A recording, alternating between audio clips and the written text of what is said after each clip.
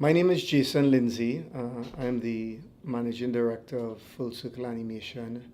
My background really is in development. By training, I'm a development economist.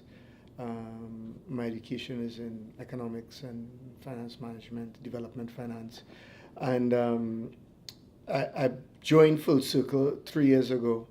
I partnered with the co-founder to sort of take the company to a new level and tap into export markets and help develop the animation, not just within the company, but develop the industry. I thought it had potential. It seemed like a great investment, and I've been here ever since. I have no background in animation, which is always a tough thing to explain to animators and the other artists among you. But I do. I don't. I really came into this as an investor. I jumped in wholeheartedly, and I sort of immersed myself in the art, in the business model to try to see how we can make a sustainable uh, business model for animation in Trinidad. Full Circle Animation has been around since 2002. It was founded by my partner Camille Salvan Abrahams, who really is the sort of Caribbean icon, or one of the Caribbean icons with regards to starting the industry. We're a full service animation studio. We really do focus on animation. So even though we do the other elements like illustration, storyboarding, and whatnot, our core competence is really animation. We really focus on character animation and such. We have a diverse area of clientele that run from ad agencies to producers of television abroad. We do a lot of public service announcements for multilateral agencies and NGOs. We do some ads, and we a big part of our clientele is, I mean, not just in Trinidad but regionally. And now over the last couple of years, we've now gone extra regional in terms of clientele. Well, I think when the company started, Camille really believed that Trinidad was the ideal environment to develop the animation industry. She believed that we had the talent, we had the creative and artistic talent, and she wanted to find a way to sort of, nurture that into a viable company and industry. So I think she spent maybe like the first 5 years sort of struggling through that because, I mean, there was no industry in animation. And then she, single-handedly developed the educational elements in the sector. And, the business struggled through that and not having the resources that it needed to be viable while she was developing all those other elements.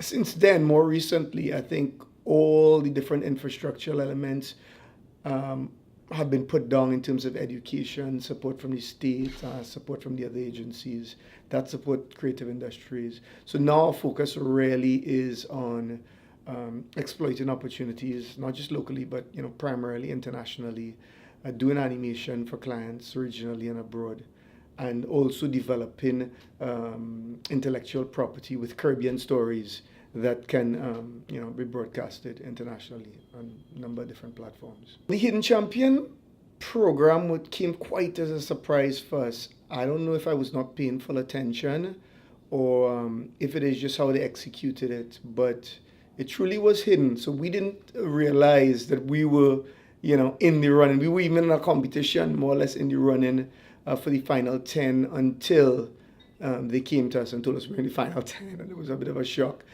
Prior to that, Lockjack was engaging us on a number of different elements with regards to our business model and our business plan. I really thought that it was really for, research purposes more than anything else.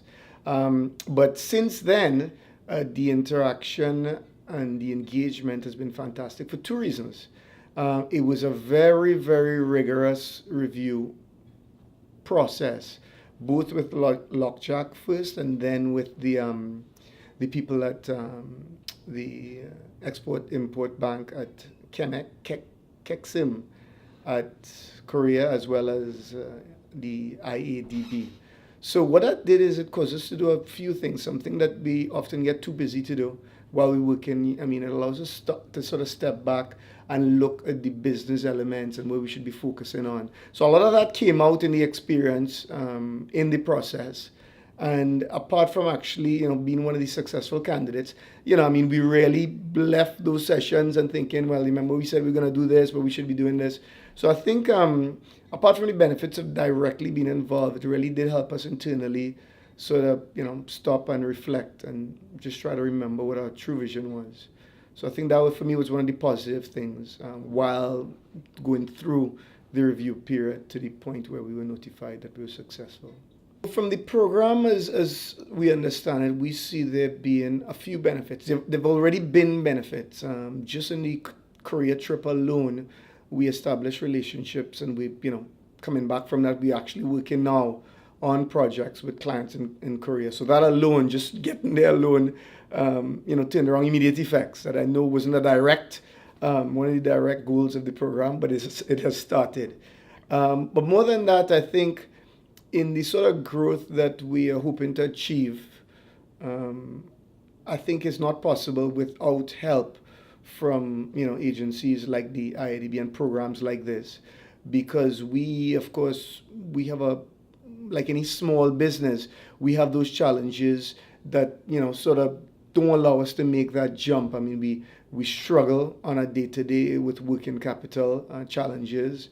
Although we get in a lot of increasing demand for work both locally and abroad, they have timelines. They usually require an input of new capital expenditure, equipment, bringing on staff, training staff, and during the growth period, that can be very difficult. And it can do two things. It can sort of derail your ability to deliver in that growth period if you don't have that working capital support. And also, you can get so consumed in delivering on those jobs as you grow that a lot of the administrative elements of carrying a business, you could neglect. And whether it be accounting, legal, some of the parameters of doing business abroad, you could sort of, your mind can sort of, stray from focusing on that. And that could lead to you, stumbling on some very minor issues that, you would otherwise had the vision to be able to undertake. It's very difficult with SMEs that are focusing. We have to focus all our resources in the areas of earning income. So we don't have a big overhead and administrative overhead.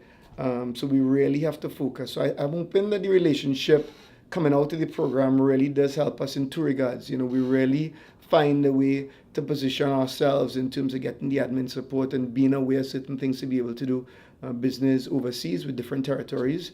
And we do get some financial support to be able to help us transcend in terms of ramping up resources to take it to that next level. The thing about the animation industry in Trinidad is just like the film industry, and I know some of the other creative industries sort of struggle with this, is there just isn't enough of a big domestic pool or even a big enough regional pool to consume the content that we produce. I mean, the cost, when you look at the cost of producing a 22-minute episode of animation, and you look at the possibilities in terms of the audience consuming it, I mean, we just don't have the broadcast infrastructure and the population locally, regionally, to make it viable, and that's a challenge. So for us to be viable, to a large extent, it is heavily export dependent. We have to spend, and that's what makes it challenging as opposed to other business who can trade locally. Our business, for it to be viable, we have to continue to make connections abroad. The real consumption pool is the overseas market, is the global market. And whether that be for outsourcing work that we may do for producers abroad, where we produce an episode of some series that's going on, or whether we shape our own Caribbean stories to suit that audience, that is the only way that it pays back. I mean, 1.2 million people or 7 million across the region just simply doesn't make it viable. So our business is heavily export oriented. I mean, if our exports, whereas a lot of businesses locally, especially SMEs, I mean, they may go from 2 to 10% exports on any given day until they ramp up to being a medium size or a larger company. We have to start by looking into the export market. So we don't have, we're a small company. We only have, we vary from between 10 and 20 people. But the truth is, we never fall below 20% on a bad day in terms of exports.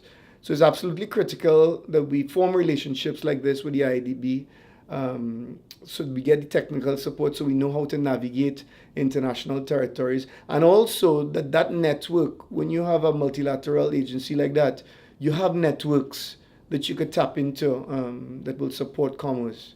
So I think is positive in that regard, and we hope to somehow extract value from that.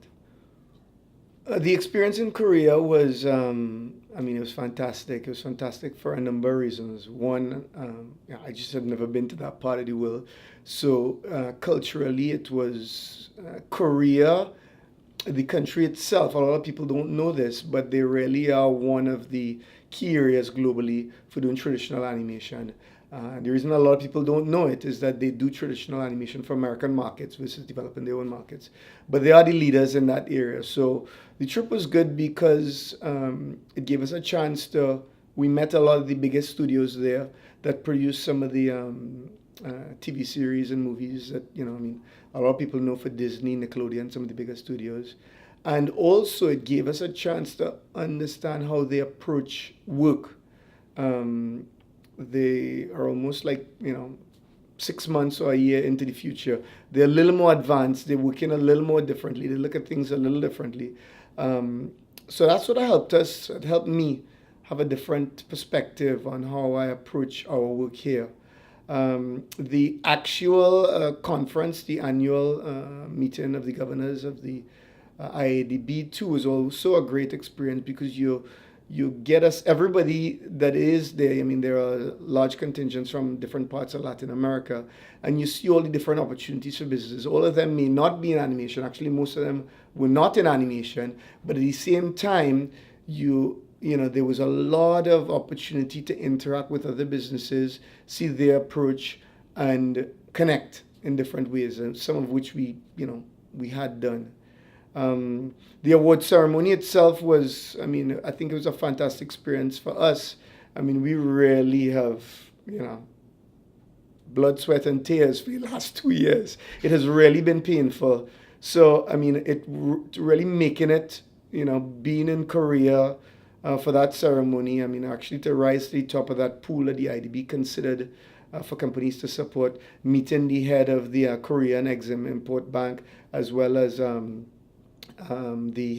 general manager of the ISC, was a fantastic experience. It also to allow that dialogue. Sometimes these agencies help you or attempt to put things down in the region with infrastructure without interacting with the companies that are on the edge like us. So I think it was a good experience both ways, sensitizing them to some of our needs, as well as allowing us the opportunity to actually meet the people who really take steps to develop the infrastructure for new industries in the region. Well, the thing about the Hidden Champions program is for me, the most important element of it, after, collecting, the lovely plaque and shaking the hands or whatnot, is one of the directors made, I think, for me, what was the most pertinent statement, that us having been selected, it's not the end. It was just the beginning. It was just the beginning of a program of support that would help us to grow. And for us, that signals, a whole world of opportunity that I think not just we look forward to, but it allows us some vantage into, I'm taking on jobs now that I otherwise would not have considered had we not had that opportunity. So I think it's a great opportunity for other businesses as well. I understood that this is the inaugural year. So, we really will do our best to extract as much value and really be a case study for other companies who wish to participate. I think it's a great experience. And I said, we have already, regardless of the program in the coming year, we've already made the connections to start doing business, and we look forward to the support. So a lot of these opportunities come up for SMEs who sometimes get overwhelmed with the work that they're doing. But I see this as one of the opportunities that, for me is a little more critical, because companies like ours have a problem sometimes taking it to that next, level, because sometimes we're not a good fit in terms of commercial financing criteria and in terms of the areas that we need to get support. I mean, creative industries is new, so not everything is in place. So I think relationships like these, for a lot of SMEs who struggle, they may seem that they're doing well, but we all struggle in terms of the internal workings of the administration. So I think it's a great experience. And yeah, I would encourage, I mean, I hope that a lot of the companies in years I hope we do a good job to encourage and allow a lot of the companies locally and I guess regionally to have the benefit to being part of the program. What I think makes Full Circle Animation special is that over the years we have, participated in a number of initiatives and, won a number of awards. Camille was nominated, if not last year before, to Female Entrepreneur of the Year for the Commonwealth region. She was shortlisted for that. We actually co-produced a film with a Trinidad diaspora director, Sean Sky, called Noka Keeper of Worlds, which was a fantastic experience for us. And that film has been doing fantastic on the festival circuit. It won Best Animation at a few festivals abroad, and it was, the official selection in a couple notable short film festivals.